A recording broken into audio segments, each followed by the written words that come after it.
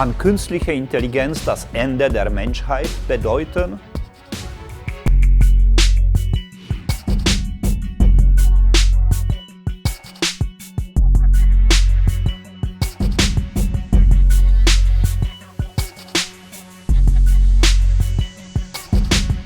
KI-Krimis mit Dr. Jaromir Konečný.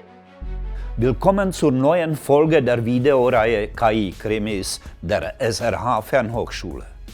In dieser Reihe stellen wir euch die spannendsten Entwicklungen in künstlicher Intelligenz vor, ihre Herausforderungen, ihre ungelösten Probleme. KI-Krimis. Alle wichtigen Links zu dieser Folge findet ihr in der Beschreibung unter diesem Video. Es wäre grandios, wenn ihr diesen Kanal abonnieren und eure Gedanken zum jeweiligen Thema unten in den Kommentaren beitragen könntet. Neugierig, begeisternd, menschlich. Ich heiße Jaromir Konečný, ich bin Fachdozent für künstliche Intelligenz an der SRH Fernhochschule. Viel Spaß mit unserem neuen KI-Rätsel. Die heutige ungelöste Frage der künstlichen Intelligenzforschung lautet: Kann künstliche Intelligenz das Ende der Menschheit bedeuten? Die Frage ist nicht dumm, wurde sie doch von einigen klugen Leuten aufgeworfen.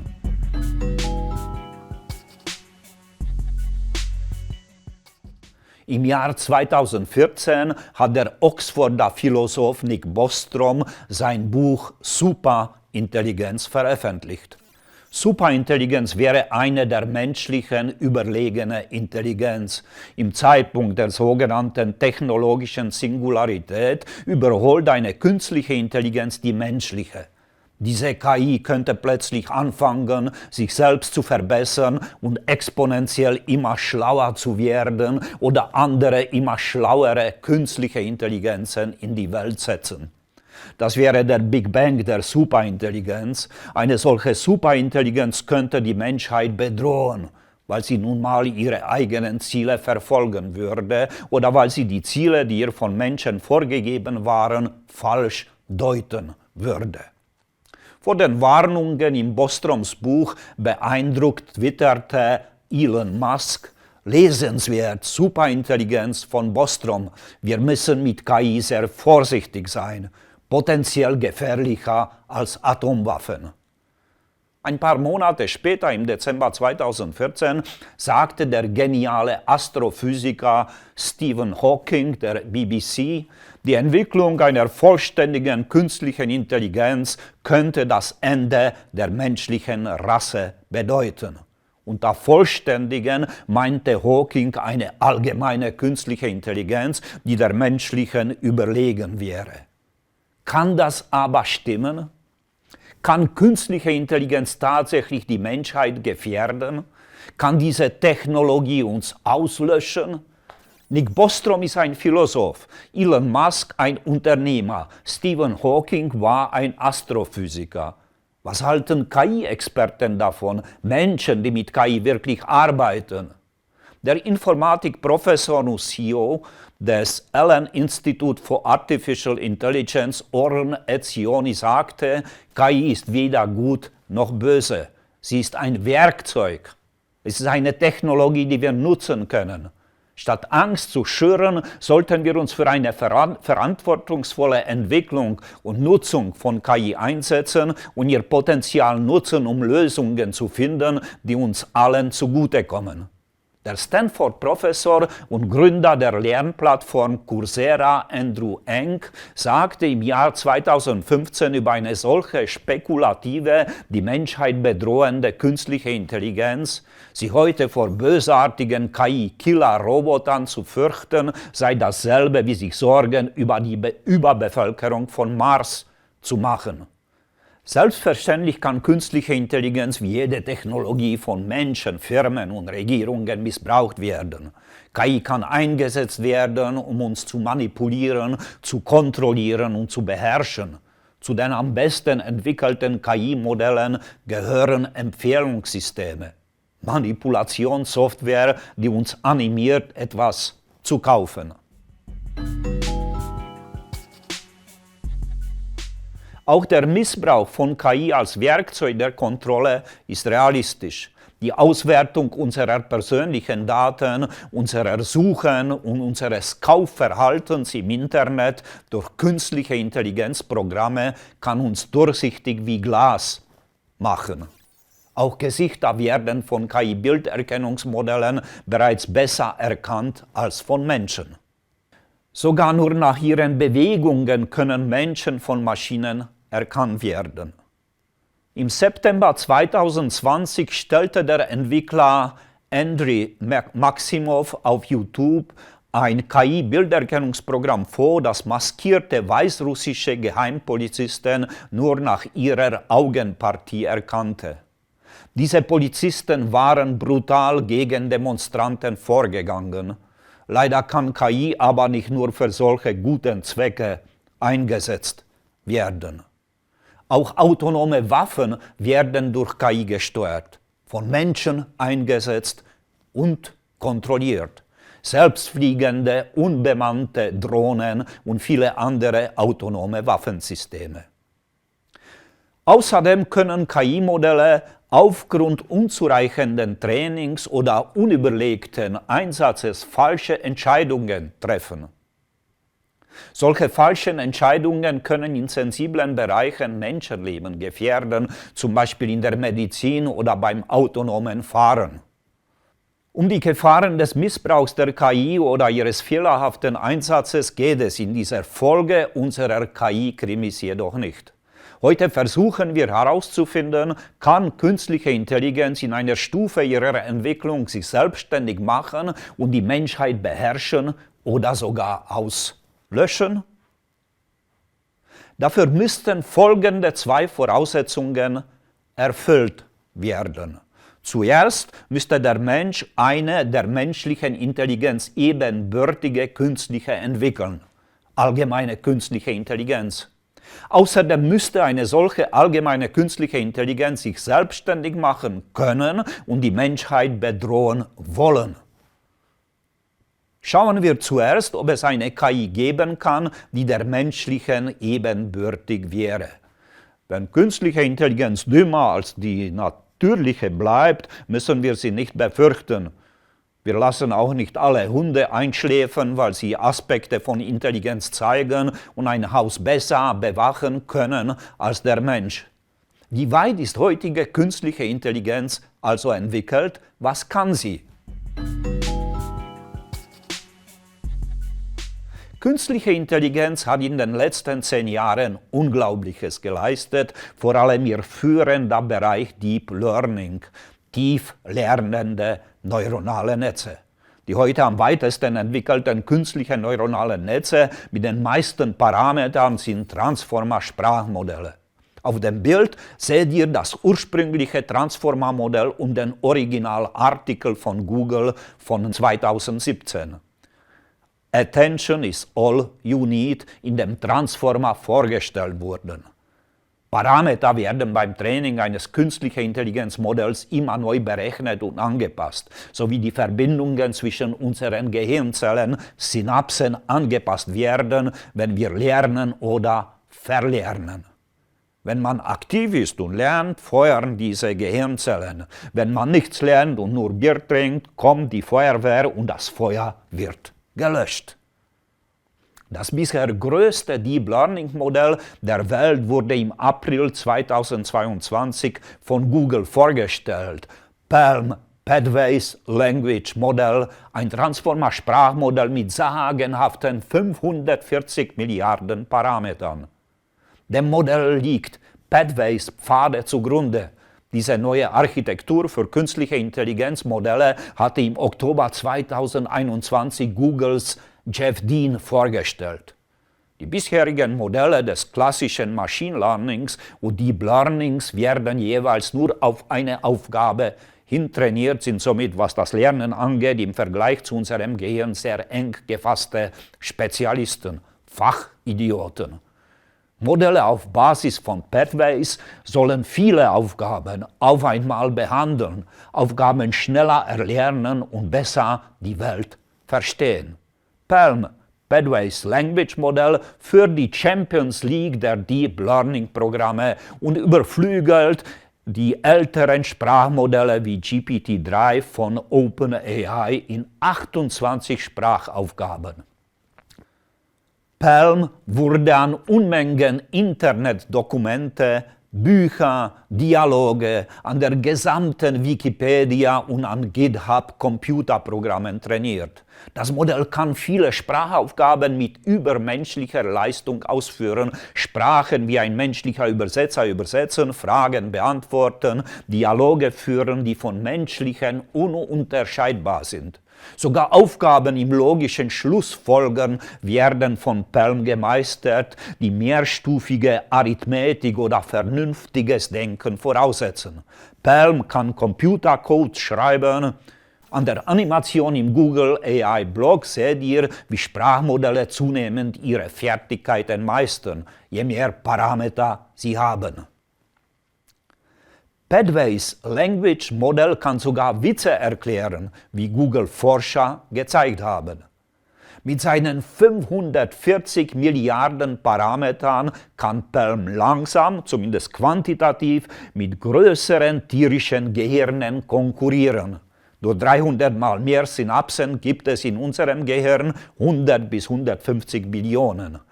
Vielleicht wird schon in 2 Jahren ein Transformer-Sprachmodell so viele Parameter haben, wie ein Hund Synapsen hat, etwa 20 Billionen.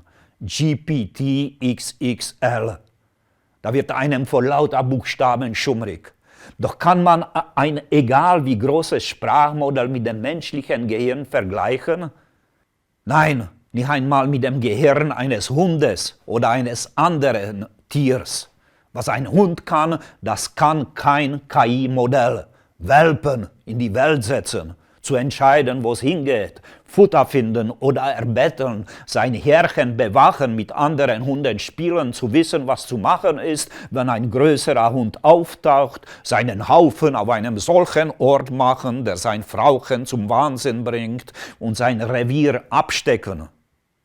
PaLM kann beeindruckend Merkmale zusammenlegen, jedoch nur Merkmale, die in seinen Trainingsdaten, das heißt Internettexten, vorhanden waren.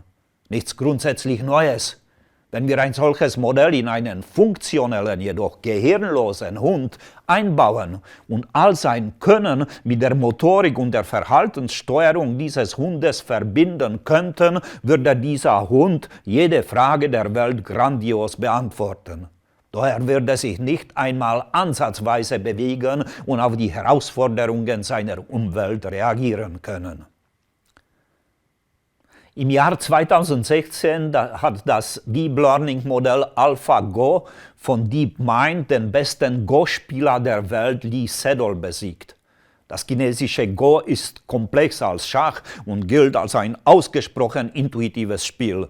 AlphaGo und die Nachfolgemodelle AlphaGo Zero und AlphaZero können wunderbar Go spielen, wissen jedoch nicht, was Go ist, welche Geschichte und welchen Stellenwert es in Asien hat.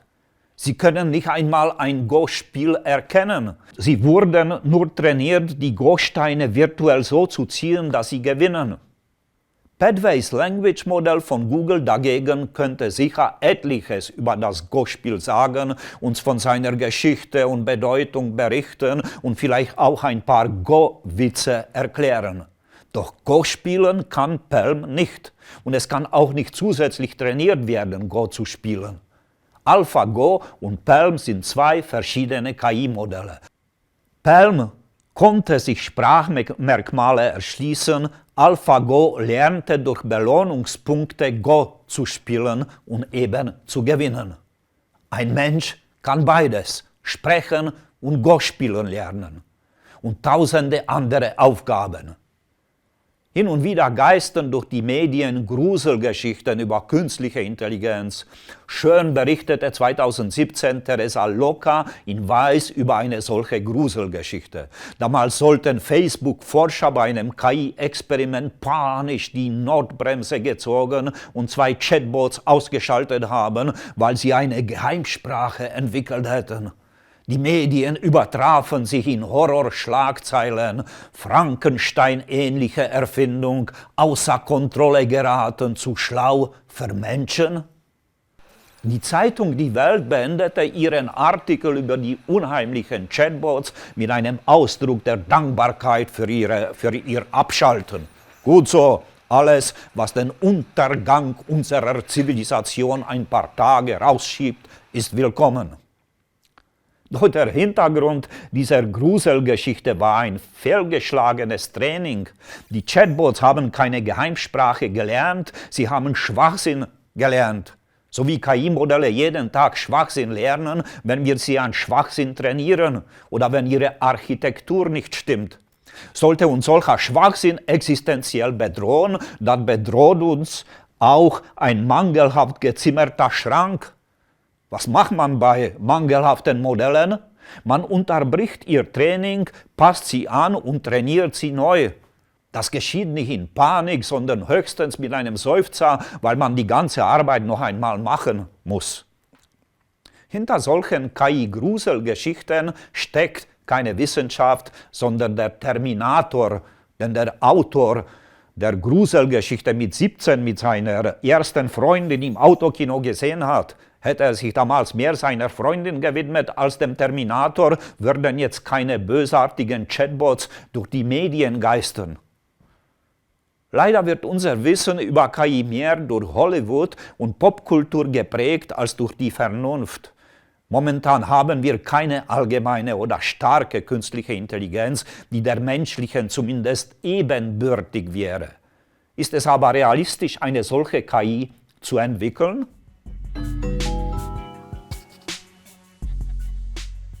Aufgrund der rasenden Entwicklung der Deep Learning Sprachmodelle wie GPT-3 oder PaLM und ihrer Erfolge denken mittlerweile viele KI-Forscher, dass allgemeine künstliche Intelligenz entwickelt werden kann. Nur wann es passiert, das ist die Frage. Manche Forscher denken, allgemeine künstliche Intelligenz werde bis Ende dieses Jahrzehnts entwickelt, manche denken bis Ende dieses Jahrhunderts, manche denken immer noch gar nicht. Allgemeine künstliche Intelligenz zu entwickeln, ist ein hartes Problem. Trotzdem zeigen große neuronale Netze in vielen einzelnen Aufgaben eine bessere Leistung als der Mensch. Am markantesten sieht man das eben an Transformer-Sprachmodellen. Auf der Webseite Live Architect AI vergleicht der KI-Experte Dr. Alan D. Thompson die Leistung einiger Transformer-Sprachmodelle und des Menschen. Und zwar beim Lösen von einzelnen Aufgaben mit Bezug auf Intelligenz, allgemeines Wissen, Textverständnis, vernünftige Schlussfolgerung, vernünftige Argumentation bzw. gesunder Menschenverstand und so weiter. Zum Beispiel schneidet GPT-3 von OpenAI in Aufgaben zum allgemeinen Wissen und Verständnis von geschriebenen Texten viel besser als der Mensch ab. GPT-3 wurde bereits 2020 released. Das schockiert vielleicht manche. Doch eine Maschine lernt Sachen nicht wie der Mensch. Eine Maschine lernt an sehr vielen Beispielen, ein Mensch an sehr wenigen. Ein 3-jähriges Kind sieht nur einmal eine Katze und ruft dann immer Katze, wenn ihm einmal eine neue Katze über den Weg läuft. Vielleicht ruft es auch mal Katze bei einem Hund, wenn das Kind noch nie einen Hund gesehen hat. Nach der Aufklärung kann aber ein 3-jähriges Kind immer Hunde von Katzen unterscheiden. Ein KI-Bilderkennungsmodell muss 20.000 Bilder von Katzen und Hunden gesehen haben, um sie richtig zu erkennen.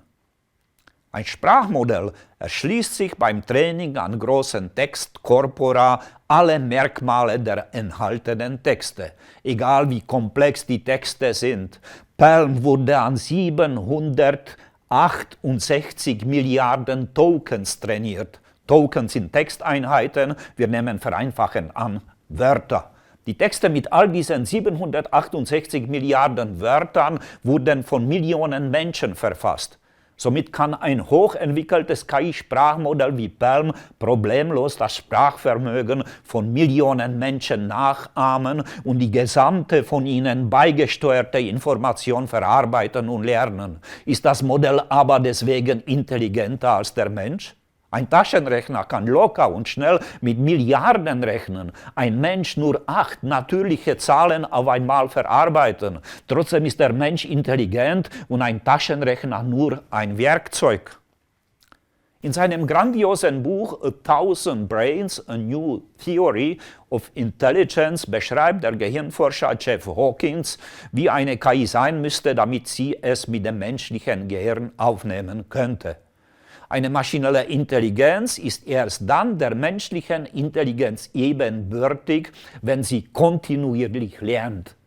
Kontinuierlich alles von der Welt lernen kann eine Maschine aber nur durch ein umfassendes Embodiment, Verkörperung, egal ob in der realen Welt oder virtuell. Nur ein Embodiment und seine Sensoren erlauben einer solchen Maschine, Reize aus der Umwelt aufzunehmen, an diesen weiterzulernen und sie in Handlungen umzusetzen.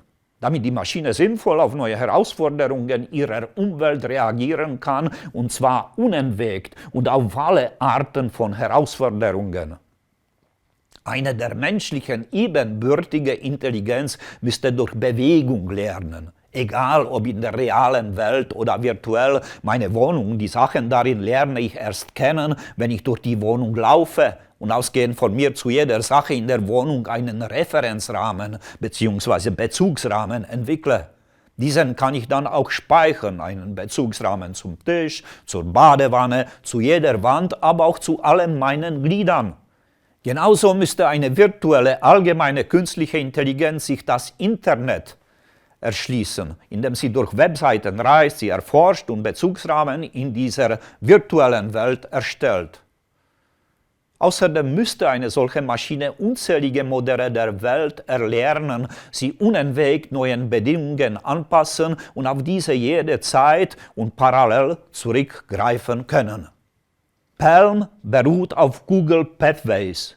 Das Modell hat also verschiedene Sprachaufgaben parallel erlernt, jedoch nur Sprachaufgaben. Egal ob solche der belletristischen, wissenschaftlichen, mathematischen Texte oder der Computersprachen. Der Mensch kann jedoch nicht nur sprechen, er kann tausende andere Sachen. Laufen, Fußball spielen, musizieren, Bilder malen, kochen, gärtnern, Pilze sammeln, angeln, lesen und dichten. Autofahren, Berggipfel stürmen, philosophieren, Stammtischgespräche führen, leider auch Kriege, aber auch schöne Sachen wie Chillen und Lieben. Die heutigen großen Sprachmodelle haben es meiner Meinung nach noch sehr weit zur allgemeinen künstlichen Intelligenz. Ihre Architektur muss anders sein. Nehmen wir aber an, irgendwann werden wir eine solche Intelligenz entwickeln. Kann sie die Menschheit existenziell bedrohen?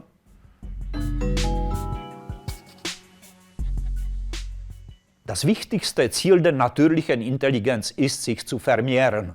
Sonst wären wir nicht 8 Milliarden Menschen auf der Welt. Die Gene aller Wesen auf der Erde, sogar der kleinsten biologischen Einheiten der Viren, versuchen möglichst viele Abbilder ihrer selbst in die Welt zu setzen. Auch das Streben nach Macht und Reichtum verdanken wir diesem Impuls der lebendigen Organismen und ihrer Gene, sich zu replizieren. Warum sollten wir aber Maschinen entwickeln, die genau solche Machtgier zeigen wie der Mensch? Das Verlangen, die Weltherrschaft zu übernehmen, steht allerdings in keinem Zusammenhang mit Intelligenz. Es hängt vom Testosteron ab. In der amerikanischen Politik gibt es heutzutage eine Menge Beispiele, die eindeutig zeigen, dass es keinen Zusammenhang zwischen Machtstreben und Intelligenz gibt. Das sagte der Deep Learning-Pionier Jan LeCun, als Donald Trump der amerikanische Präsident war. Der Hirnforscher Jeff Hawkins sagt, Intelligenz ist die Fähigkeit eines Systems, ein Modell der Welt zu lernen. Das daraus resultierende Modell selbst ist jedoch emotionslos und hat keine Ziele oder Werte. In ähnlicher Weise lernt unser Neokortex, der jüngste Gehirnbereich und der Sitz unserer Intelligenz, ein Modell der Welt, das für sich genommen keine Ziele oder Werte hat.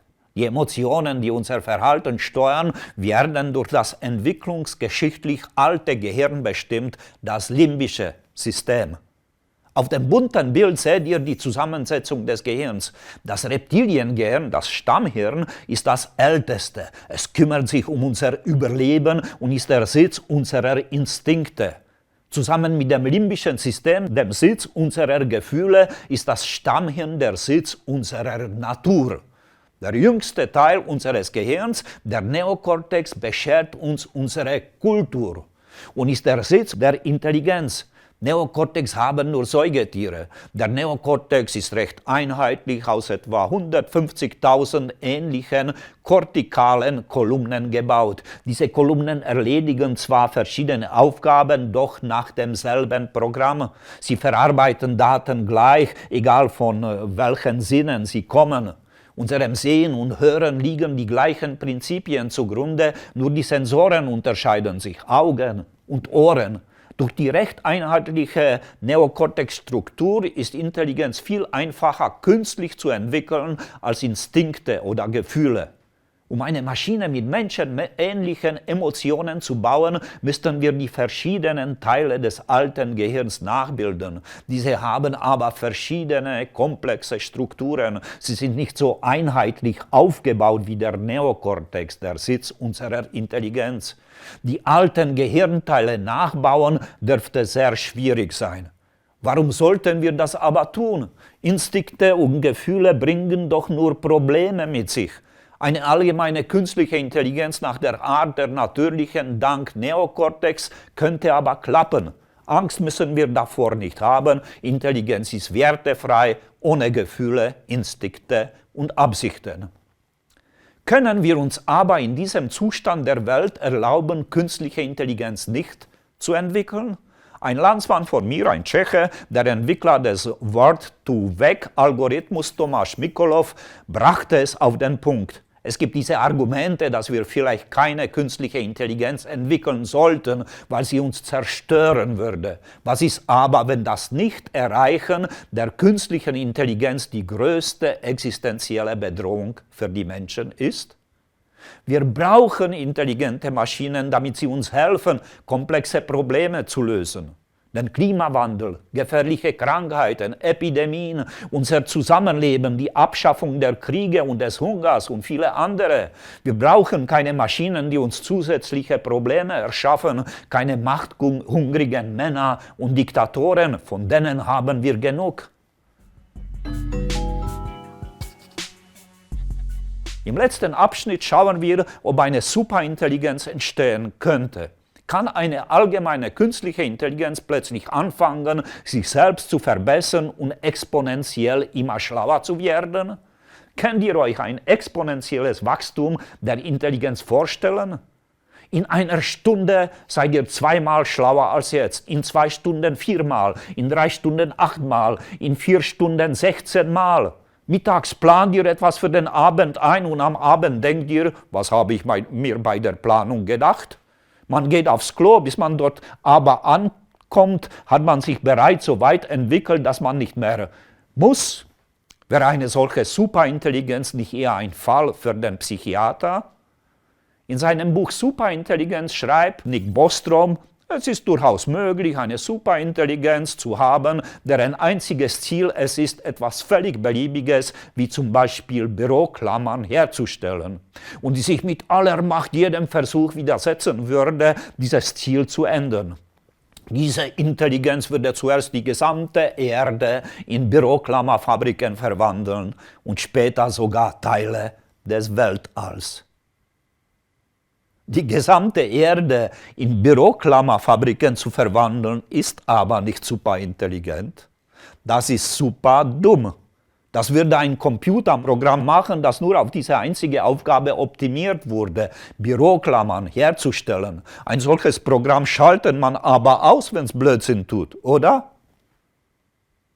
Schon vor 30 Jahren wurden alle grundlegenden Algorithmen für künstliche neuronale Netze entwickelt. Warum haben die KI-Bilderkennungsprogramme aber noch am Anfang des 3. Jahrtausends nicht einen Affen von einem Nilpferd unterscheiden können? Weil unsere Computer mit diesen großen Netzen und den vielen Daten, die sie zum Lernen brauchen, nicht rechnen konnten. Dafür mussten erst leistungsfähige Rechner entwickelt werden. Wenn aber Rechner mit ihrer Leistung unseren Algorithmen immer nachhinken, wie soll sich auf ihnen plötzlich eine Superintelligenz entwickeln? Das wäre, wie wenn man die nichtlinearen Gravitationsgleichungen der allgemeinen Relativitätstheorie mit einem Rechenschieber rechnen möchte oder einen Elefanten mit einem Kescher für Schmetterlinge fangen. Unter uns. Auch vor Superintelligenz müssen wir keine Angst haben. Die sei, wie Andrew Ng sagt, ein ähnliches Problem wie die Überbevölkerung von Mars. Momentan sicher und meiner Meinung nach in 100 Jahren genauso.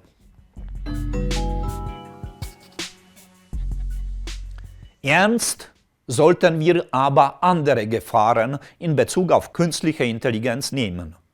Wer in künstlicher Intelligenz in Führung geht, werde die Welt beherrschen, sagte Wladimir Putin. Schon das sollte uns Ansporn genug sein, künstliche Intelligenz schneller zu entwickeln, als es Diktaturen können. Wir sind am Ende dieses KI-Krimis angelangt. Wie sollen wir die Frage dieses Rätsels beantworten? Kann künstliche Intelligenz das Ende der Menschheit bedeuten? Meiner Meinung nach ist die Menschheit nicht durch künstliche Intelligenz bedroht, sondern durch natürliche Dummheit oder auch durch bösartige menschliche Intelligenz. Doch mit Hilfe von künstlicher Intelligenz können wir komplexe Probleme lösen, die uns das Leben hier auf der Erde schwer machen. Dafür müssen wir uns aber alle in künstlicher Intelligenz bilden. Wenn ihr tiefer in künstliche Intelligenz und Data Science tauchen wollt, begrüßen wir euch gern an der SRH Fernhochschule. Die Welt ist voller Wunder und die Wissenschaft die Poesie der Realität. Wir sind die Forschungsreisenden von heute, Seefahrer auf Routen durch unerforschte Welten.